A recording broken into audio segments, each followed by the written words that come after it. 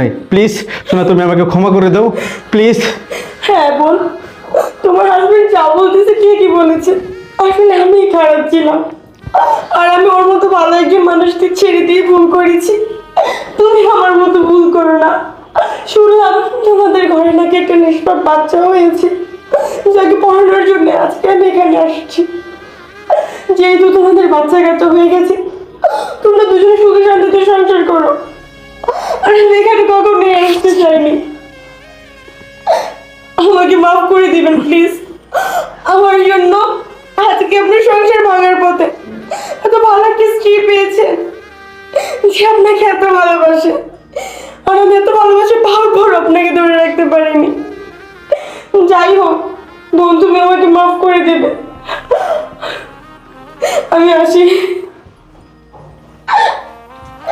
দেখো, তুমি মনে কিছু নিও